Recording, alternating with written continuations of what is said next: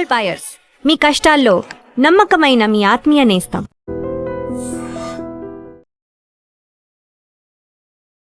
Welcome to I dream. Tuni పాప అదృశ్యం case అనేక మలుపులు తిరుగుతుంది. దాదాపు 8 రోజులు గడిచిన పాప ఆచూకీ దొరకపోవడంతో పోలీసులు తలలు పట్టుకున్నారు. మరోవైపు పాప వస్తుందంటూ పాప తల్లిదండ్రులు ఇంటి దగ్గర ఎదురు చూస్తున్నారు. ఉన్న ఒక్క ఆధారం కుక్క చనిపోవడంతో పోలీసులు తలలు పట్టుకున్నారు. ఎలాగైనా సరే ఆ కేసును బ్రేక్ చేయాలని కాకినాడ పోలీసులతో పాటు గవర్నమెంట్ కూడా రంగంలో దిగింది. దీని మీద ముఖ్యంగా అటవీ శాఖ మంత్రి పవన్ కళ్యాణ్ గారు దృష్టి సారించారు. దీంతో పవన్ కళ్యాణ్ గారి ఆదేశాల మేరకు చాలామంది పోలీసులందరూ కూడా రంగంలో దిగారు. తుని మండలం అగ్రహారంలో 10వ రోజు కూడా గాలింపు చర్యలు ముమ్మరం చేశారని చెప్పుకోవచ్చు. నిన్నటి రోజున పవన్ కళ్యాణ్ ఆదేశాల మేరకు అదృశ్యమైన చిన్నారి జాను కోసం త్వరితగతిన కనుక్కునేందుకు మరిన్ని బృందాలు రంగం దించారని ప్రభుత్వం చర్యలు చేపట్టింది. ప్రస్తుతం గాలింపు చర్యలు పాల్గొంటున్న పోలీస్, ఫారెస్ట్ అధికారులు మరియు ఎస్డీఆర్ఎఫ్ బృందాలు కూడా సేవను వినియోగించుకోవాలని ఆదేశించారు. దీంతో అధికారులు దట్టమైన అడవుల్లోకి సైతం వెళ్ళగలిగే అటవీ శాఖ నైట్ వాచర్స్ని, బేస్ క్యాంప్ వాచర్స్ని, ఎక్స్పర్ట్ని సహాయం తీసుకొని పరిసర అటవీ ప్రాంతాల్లో జల్లెడ పట్టాలని చెప్పారు. అలాగే థర్మల్ డ్రోన్ సహాయంతో బాలిక ఆచూకీ కనుగొనేందుకు ఇప్పటికే 400 పైగా సిబ్బంది గాలింపు చర్యల్లో పాల్గొన్నారు. అలాగే అత్యున్నత లేటెస్ట్ డ్రోన్లతో అణువణువు జల్లెడ పట్టేందుకు అధికారులు సిద్ధమయ్యారు. ఇక చిన్నారి కేసులో కీలకంగా ఉన్న కుక్క చనిపోవడంతో దానికి పోస్ట్ మార్టం నిర్వహించి అధికారులు పడ్డారు. పోస్ట్ మార్టం చేయడానికి ప్రధాన కారణం కుక్క 3 రోజులు ఎక్కడుంది, ఆ కుక్క ఎందుకు చనిపోయింది, కుక్క మీద గాయాలు ఉన్నాయి కాబట్టి ఎవరైనా దానికి మొత్తం మంది చంపారా, మొత్తం మంది ఇచ్చారా, లేదు తలపైన రాయి కొట్టి చంపారా, అసలు అదృశ్యమైన దగ్గర నుండి 3 రోజులు ఇంటికి రాని కుక్క ఎక్కడుంది, ఎవరి కస్టడీలో ఉంది, లేదా అది దారి మర్చిపోయి పడిపోయిందా, 3 రోజుల తర్వాత ఎందుకు వచ్చింది, ఇవన్నీ తెలియాలంటే కుక్క చావుకు కారణం ఎవరు తెలియాలి. కుక్క చావుకు కారణం ఎవరు తెలుసుకోవాలంటే దాని పోస్ట్ మార్టం తప్పని పరిస్థితి అని పోలీసులు భావించారు. అందుకు అనుగుణంగా ఆదివారం నాడు పోస్ట్ మార్టం చేసిన అధికారులు దాన్ని ప్రిజర్వ్ చేసి ఇంకా ఎక్స్పర్ట్ కోసం విశాఖపట్నం పంపించినట్టుగా తెలుస్తుంది. అక్కడ రిపోర్ట్ రావాలంటే మరో 2-3 రోజులు పట్టే అవకాశం ఉంది. 2-3 రోజుల తర్వాత కుక్క చావుకు కారణం అని తెలుస్తుంది. తర్వాత అందులోంచి ఇన్వెస్టిగేషన్ వెనక్కి వెళ్ళే అవకాశం కనిపిస్తుంది. అంటే కుక్క చావుకి కారకులు ఎవరైనా తెలిస్తే దాన్ని ఎవరు బంధించుంటారు, ఎవరు చంపుంటారు అనే కోణంలో దర్యాప్తు వెళ్తుంది. లేదు కుక్క అనారోగ్యం కారణంలో చనిపోయింది అని ఒకవేళ రిపోర్ట్ వస్తే మాత్రం కథ మొదటికి వచ్చే అవకాశం కనిపిస్తుంది. ఏదేమైనా సరే దాదాపు 10 రోజుల నుంచి కాకినాడ పోలీసులు కంటి మీద కునుకు లేకుండా జాను ఆచూకీ కోసం కనిపెడుతున్నారు. ఎప్పటికైనా జాను నవ్వుతూ తిరిగి ఇంటికి రావాలని మనం కూడా కోరుకుందాం. పాపతో ఉంది కాబట్టి ఆ స్మెల్ తీసుకొని ఎంతవరకు వెళ్తుందో చూద్దామని జిజ్జు ట్యాగ్ వేసి పంపించారు. ఈ ట్యాగ్ కట్టిన జిజ్జు ఈరోజు శుక్రవారం నాడు ఉదయం నుంచే దాన్ని ముందు పాప ఇంటి పరిసర ప్రాంతాల్లో స్మెల్ తీసుకుంటూ దానికి పంపించారు. దాని వెనకే కొంతమంది పోలీసులు వెళ్ళడం, అదేవిధంగా జిజ్జును ట్రాక్ చేయడానికి పైనుంచి డ్రోన్ కూడా పంపించారు కాకినాడ ఎస్పీతో పాటు తుని ఇన్స్పెక్టర్, తుని పోలీసులు, చుట్టుపక్కల స్పెషల్ పార్టీ పోలీసులు దాదాపు 200 మంది, అదేవిధంగా గ్రామస్తుల సహకారంతో తిరుగుతున్నారు. అయితే జిజ్జు ఇప్పుడు ఎక్కడికి వెళ్ళింది, ఈ జిజ్జు ట్రాక్ చేయడం ఎలా అన్నది ఒక సెన్సేషన్ వచ్చింది. జిజ్జు ఎంతవరకు వెళ్తుంది, ఏ విధంగా వెళ్తుంది, అగ్రహారం గ్రామం నుంచి బయలుదేరిన జిజ్జు ఎక్కడి వరకు వెళ్ళింది, ఇప్పుడు ఏ పరిస్థితిలో ఉందని మనం ఒకసారి జిజ్జుకు సంబంధించిన లైవ్ చూద్దాం. ప్రస్తుతం మనం మ్యాప్ చూస్తున్నాం. మ్యాప్లో ఉదయం నుంచి ఆ పెట్ ఎక్కడ బయలుదేరింది, ఇప్పుడు వరకు ఎక్కడి వరకు వచ్చింది అనే విషయం చూస్తే ఉదయం బయలుదేరుతున్నాడు ఈ పెట్ మ్యాగ్నెటిక్ అనే దీంట్లో వాళ్ళు యాప్ చేశారు. ఇందులో మనం చూస్తున్నాం 0 కిలోమీటర్ నుంచి 31 మినిట్స్ వరకు తీస్తే 3.2 కిలోమీటర్లు. అంటే పెట్ ఇప్పుడు అగ్రహారం దగ్గర నుండి డైరెక్ట్ కొండపాడు తుని వైపు వెళ్ళింది. ఇక్కడికి వెళ్ళిన తర్వాత అంటే పాపతో పాటు తిరిగినట్లుగా ఇంతవరకు వెళ్ళినట్టు పోలీసులు గుర్తించారు. తర్వాత నెక్స్ట్ ఎక్కడికి వచ్చింది అనే విషయం చూస్తే అది దాదాపు 1:30 వరకు ఆ ఫారెస్ట్ ఏరియాలో తిరిగిన తర్వాత ట్రాక్ ఇలాగ వెళ్ళి ఈ సైడ్ వచ్చింది. దొండపాడు నుంచి అటువైపు తుని ఫారెస్ట్ వైపు వెళ్ళినట్టుగా మనకు కనిపిస్తుంది.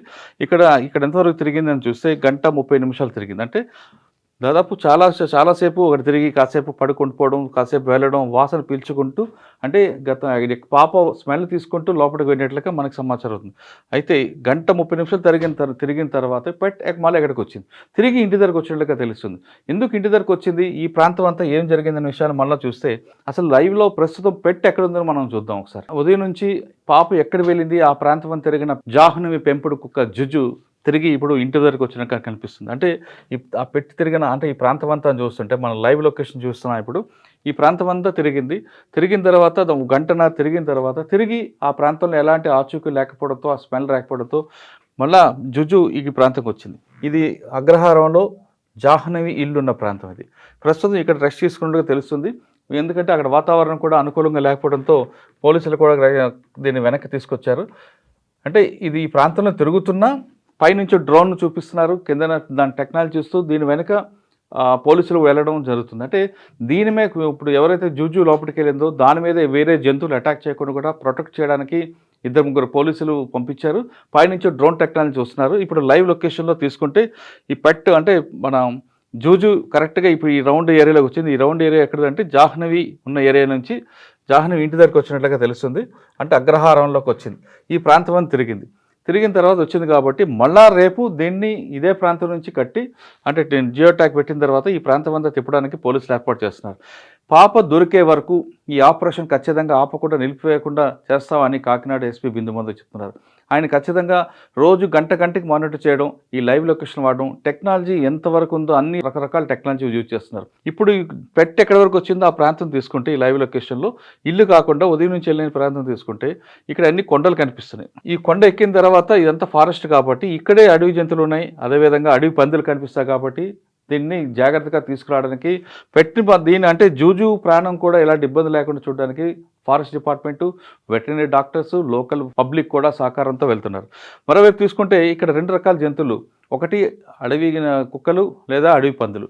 ఇవి కూడా ఏం చేస్తాయంటే అడవి కుక్కలు కానీ ఇవి కానీ బహుశా పెట్టు ఒక ముందు పోలీసుల అంచనా ప్రకారం తీసుకుంటే ఎవరైతే ఒక వ్యక్తి చూశాడో అతని వ్యక్తిని పాపను పట్టుకోవడానికి రక్షించడానికి చేపడితే అది అరిచింది కాబట్టి ఖచ్చితంగా పాపని రక్షించాలనే ఉద్దేశం ఉంటుంది. కానీ ఇక్కడ 15-20 మంది గుంపులుగా అడవి కుక్కలు వస్తాయి కాబట్టి వాటిని చూసి ఈ పెట్ కూడా భయపడి పానిక్ అయిపోయి పక్కకు దూరంగా పారిపోయి ఉండొచ్చు.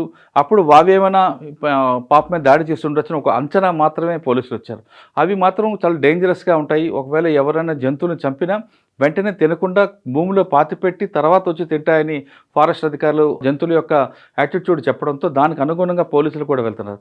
అంటే ఒకవైపు 3 రకాల కోణాలు, అంటే ఏది కూడా రూల్డ్ అవుట్ చేయకుండా తండ్రికి ఎవరైనా వ్యక్తిగత శత్రువులు ఉన్నారా లేదా ఆ ఊర్లో ఎవరైనా బ్యాడ్ పర్సన్స్ ఉన్నారా ఆ యాంగిల్లో చూస్తూ మరోవైపు టెక్నాలజీ సహకారంతో ఫారెస్ట్లో జరుగుతున్న ఈ జంతువులు ఏమైనా అటాక్ చేశాయా అనే కోణంలో కూడా పోలీసులు వెళ్తున్నారు. ఇంత జరుగుతున్న ఈ రోజుకి 7వ రోజు అయిపోయిన ఆ పాప ఆచూకు దొరకడంతో పోలీసుల చేత చాలా బాధపడుతున్నారు. కానీ తల్లిదండ్రులు మాత్రం తన పిల్లల కోసం తమ పాప కోసం 200 మంది పోలీసులు ఇంత రకాగా కష్టపడుతున్నారని వాళ్ళకి ఒక పక్కన బాధ ఉన్నా కానీ పోలీసుల యొక్క పనితీరుకి మెచ్చుకుంటున్నారు. ఇంకోవైపు తీసుకుంటే ఇది ఒక ప్రెస్టీజ్ ఇష్యూగా తీసుకున్నారు కాకినాడ ఎస్పీ బిందుమాధవ్ గారు. ఇంత టెక్నాలజీ ఉంటుండగా ఒక అమ్మాయిని మీ ప్రాణాలతో కాపాడలేకపోతున్నాము, ఒక అమ్మాయి ఆచూకు కనిపెట్టలేకపోతున్నాము, ఆ పిల్ల దాని తల్లిదండ్రుల యొక్క బాధను చూసి ఆయన కూడా చాలా హర్ట్ అవుతున్నట్టుగా తెలుస్తుంది. అందుకే మిగతా విషయాలు పక్కన పెట్టి కేవలం జాహ్నవి అడ్రస్ కోసమే ఎక్కువ ప్రయారిటీ ఇస్తున్నారు కాకినాడ పోలీసులు.